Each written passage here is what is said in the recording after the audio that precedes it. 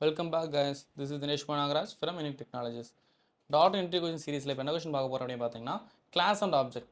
இது அந்தளவுக்கு பெரிய கொஷின், காம்ப்ளிகேட்டட் கொஷின் சொல்ல மாட்டேன். ரொம்ப பேசிக்கான கொஷின் தான். பட் இதுக்கான ஆன்சர் எங்கேயுமே ப்ரொஃபஷனலாக இருக்காது. எங்கேயுமே இதுக்கான ஆன்சர் யாருமே ப்ரொஃபஷனலாக சொல்ல மாட்டாங்க. மேபி லைக் கிளாஸ் அப்படின்னு என்னென்னு சொல்லுவாங்க, கிளாஸ் வந்து கலெக்ஷன் ஆஃப் ஆப்ஜெக்ட் அப்படின்னா டெம்ப்ளேட் ஆஃப் அப்ளிகேஷன். ஆப்ஜெக்ட் அப்படின்னா object is a real time entity. அப்படி இல்லைனா it's instance for a class. இதுதான் பேசிக்கான ஆன்சர். இது போதுமான ஆன்சரும் கூட தான். பட் ஆனால் லைக் அ தியரிட்டிக்கல் வைஸ் இப்போ நான் எனக்கு ஒரு எக்ஸாமில் 2 மார்க் கொஷின் கேட்குறாங்க, what is class and object கேட்குறாங்க அப்படின்னா அந்த இடத்துல நான் இந்த மாதிரி ஆன்சர் சொல்லலாம். கிளாஸ் அப்படின்னா நான் கிளாஸ்க்குன்னு 2 பாயிண்ட், ஆப்ஜெக்ட் 2 பாயிண்ட் எழுதுனேன் அப்படின்னா எனக்கு 2 மார்க் கொடுத்துருவாங்க. பட் ஆனால் இங்கே நீங்கள் அதை மாதிரிலாம் யோசிக்கக்கூடாது. புரியுதா? லைக் நீங்கள் ஒரு டெவலப்பர் வைஸ், ஒரு ப்ரோக்ராமர் வைஸ் நீங்கள் சொல்லணும், ப்ரொஃபஷனலாக சொல்லணும். அது எப்படி சொல்லலாம்? கிளாஸ் அப்படின்னா ஃபர்ஸ்ட் ஆஃப் ஆல் என்னன்னா, ஒரு கிளாஸ்ன்ற நேமை வச்சு கிளாஸ்ன்ற கீவேர்டுக்கு அப்புறம் என்ன வருதோ அதுதான் கிளாஸ். கிளாஸ் எப்படி கிரியேட் பண்ணுவோம் அப்படின்னா ஃபஸ்ட்டு அது என்ன டைப் அப்படின்றத ஃபஸ்ட்டு மென்ஷன் பண்ணுவோம். அது என்ன டைப்பாக வேணா இருக்கலாம். அப்ஸ்ட்ராக்ட் கிளாஸாக இருக்கலாம், பார்ஷியல் கிளாஸாக இருக்கலாம், நெஸ்டட் கிளாஸாக இருக்கலாம், ஷீல்டு கிளாஸாக இருக்கலாம், பப்ளிக் கிளாஸாக இருக்கலாம், இன்டர்னல் கிளாஸாக இருக்கலாம். இதெல்லாம் டைப்ஸ். லைக் நான் இப்போ வந்து ஒரு பப்ளிக் கிளாஸை கிரியேட் பண்ணுறேன். பப்ளிக் அப்புறம் கிளாஸ்ன்ற கீவேர்டு இட்ஸ் மெயின் பர்பஸ். கிளாஸ்ன்ற கீவேர்டு இல்லாமல் என்னால் ஒரு கிளாஸை கிரியேட் பண்ண முடியாது. நான் 1 அப்படின்ற ஒரு கிளாஸை கிரியேட் பண்ணுறேன். இதுதான் ஒரு கிளாஸ். ஓகேங்களா?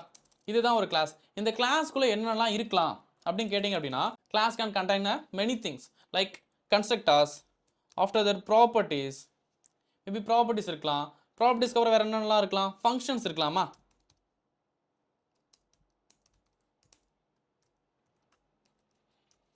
லைக் ஃபங்க்ஷன்ஸ், இந்த மாதிரி நிறைய விஷயங்கள் இருக்கலாம். ஒரு கிளாஸ்க்குள்ளே இந்த மாதிரி நிறைய விஷயங்கள் இருக்கலாம். இது ஒன்றுமே எப்படி இருக்கும் அப்படின்னா இண்டிவிஜுவலான இருக்கும். இதெல்லாம் வச்சு என்னால் என்ன பண்ண முடியும் அப்படின்னா ஒரு அப்ளிகேஷனுக்கான ப்ளூ பிரிண்ட்டை மட்டும் தான் கிரியேட் பண்ண முடியும். புரியுதா? ஒரு கிளாஸ் வச்சு நான் என்ன பண்ண முடியும், ஒரு அப்ளிகேஷன் என்ன இருக்கலாம், எப்படி இருக்கலாம். லைக் வீடு கட்டுறோம் அப்படின்னா வீடு எப்படி இருக்குன்ற ப்ளூ பிரிண்ட்டை மட்டும் தான் கொடுக்க முடியும். லைக் ஒரு ஆப்ஜெக்ட் நான் கிரியேட் பண்ணாத வரைக்குமே அந்த கிளாஸ் வந்து ஒரு ப்ளூ பிரிண்ட்டாக மட்டும் தான் ஃபங்க்ஷன் ஆகும். ஒரு ஆப்ஜெக்ட் நான் கிரியேட் பண்ணதுக்கு அப்புறம் தான் அந்த கிளாஸ்க்கான மெமரி ஸ்பேஸே டிக்ளேர் ஆகும். லைக் இது எப்படி சொல்லலாம் அப்படின்னா ஒருத்தர் கிளாஸ்ன்றது வச்சுக்க வீடு கட்டுற மாதிரி வச்சுக்கோங்களேன். ஒரு வீடை கட்டிட்டு பர்ஃபெக்டாக என்னென்னலாம் பண்ணுறேன் அப்படின்னா மேபி ஒரு living room, bedroom, kitchen, hall, rest room எல்லாமே பர்ஃபெக்டாக ஒரு பிஸ்னஸ் கிளாஸ் அளவுக்கு ஒரு வீடை கட்டிட்டு பூட்டிட்டு நான் பாட்டு கிளம்பிட்டேன் அப்படின்னா லைக் வருஷங்களில் யாருமே வரல அந்த வீட்டுக்கு. ஏதாவது பிரோஜனம் இருக்கா? நத்திங். யூஸ்லெஸ்ல. அந்த மாதிரி தான் ஒரு கிளாஸை நான் கிரியேட் பண்ணிவிட்டு இன்ஸ்டன்ஸ் கிரியேட் பண்ணாமல் இருக்கிறது. புரியுதா? ஒரு கிளாஸை நான் கிரியேட் பண்ணிட்டோம் அப்படின்னா கிளாஸில் இருக்கிற இடத்த நான் ஆக்சஸ் பண்ணணும். ஒரு வீடை கட்டிட்டேன் அப்படின்னா வீட்டில் இருக்கிறத நான் ஆக்சஸ் பண்ணணும். வீட்டை அதை நான் என்ஜாய் பண்ணணும் அப்படின்னா வீட்டை திறந்து உள்ளே போய் நான் என்ஜாய் பண்ணணும். அப்படி இல்லாமல் வீட்டை கட்டிட்டு பூட்டிட்டு நான் பாட்டுக்கு ஊற விட்டு போயிட்டேன் அப்படின்றது என்னது? அது யூஸ்லெஸ் திங்கில். லைக் அதே மாதிரி தான் இங்கே 1ன்ற கிளாஸ் வந்து கிரியேட் பண்ணிட்டேன்.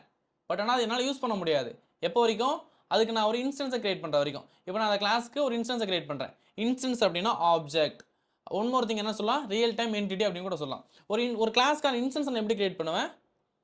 With use of constructor. ஒரு கன்ஸ்ட்ரக்டர் இல்லாமல் நம்மளால் ஒரு கிளாஸ்க்கு இன்ஸ்டன்ஸை கிரியேட் பண்ண முடியாது. லைக் எப்படி சொல்லலாம் அப்படின்னா ஒரு வீட்டுக்குள்ளே ஒரு அன்னோன் பர்சன் போக போகிறீங்க.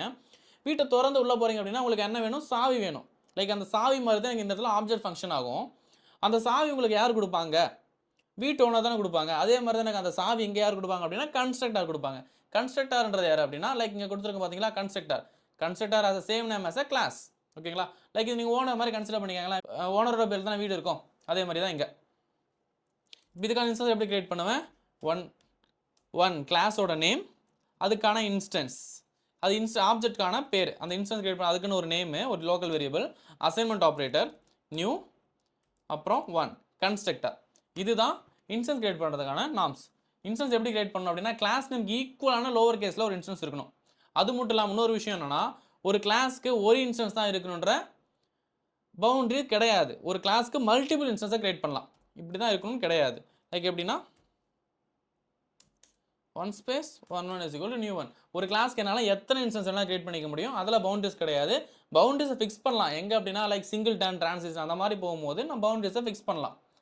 லைக் பட் ஆனால் ஒரு நார்மலாக ஒரு கிளாஸ்க்கு நான் இன்ஸ்டன்ஸ் கிரியேட் பண்ணுறது ஏதாவது பவுண்டரிஸ் இருக்குது அப்படின்னு கேட்டால் ஒரு நார்மலான கிளாஸுக்கு கிடையாது. அந்த இன்ஸ்டன்ஸ் வந்ததுக்கப்புறம் என்ன பண்ண போகிறேன் அப்படின்னா வீட்டை திறந்து வீட்டுக்குள்ளே போய் அதுக்குள்ளே என்னென்னலாம் இருக்கோ அதெல்லாம் பார்க்க போகிறேன். லைக் எப்படின்னா மை ப்ராப்பர்ட்டி அப்படின்னு ஒரு ப்ராப்பர்ட்டி இருக்குது.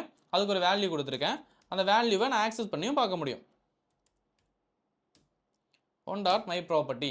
அது வரைக்கும் வீட்டுக்கு சாவி இல்லாத வரைக்கும் நம்மளால் வீட்டுக்குள்ள எப்படி போய் பார்க்க முடியாதோ அதே மாதிரி ஒரு கிளாஸ்க்கு இன்ஸ்டன்ஸ் கிரியேட் பண்ணாத வரைக்கும் அந்த கிளாஸை நம்மளால் ஆக்சஸ் பண்ண முடியாது.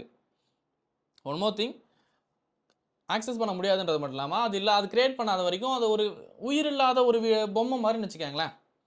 லைக் ஒரு உயிர் இல்லாத பொருளுக்கு உயிர் கொடுக்குற மாதிரி தான் இன்ஸ்டன்ஸ் கிரியேட் பண்ணுறது. லைக் கிளாஸ்ன்றது ஒரு ஸ்ட்ரக்சர் மட்டும் தான். அந்த ஸ்ட்ரக்சருக்கு நான் உயிர் கொடுக்கணும் அப்படின்னா எனக்கு இன்ஸ்டன்ஸ் தேவை. அந்த இன்ஸ்டன்ஸ் வேறு அப்படிலாம் சொல்லலாம், ரியல் டைம் என்டிட்டின்னு சொல்லலாம், ஆப்ஜெக்ட்னு சொல்லலாம், அப்படிலாம் கீ ஃபார் அ கிளாஸ் எப்படி வேணால் சொல்லிட்டு போகலாம். பட் பி ப்ரொஃபஷனலாக பேசுங்க. ஒரு ரியல் டைமாக சொல்லுங்கள். கிளாஸ் எப்படி கிரியேட் பண்ணுவோம், டைப் ஆஃப் கிளாஸ், கிளாஸ்ன்ற கீவேர்ட், கிளாஸ்க்கான நேம், அப்புறம் ஸ்கோப்.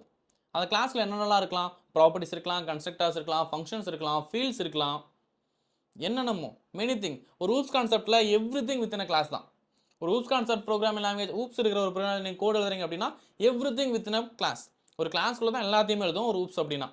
அந்த எவ்ரி திங் எல்லாமே உள்ளதாக இருக்குது அப்படின்னா அதை எடுத்து ஆக்சஸ் பண்ணுறதுக்கு ஒரு விஷயம், ஒரு சாவி தேவை. அந்த சாவி தான் எனக்கு என்னது, ஆப்ஜெக்ட்.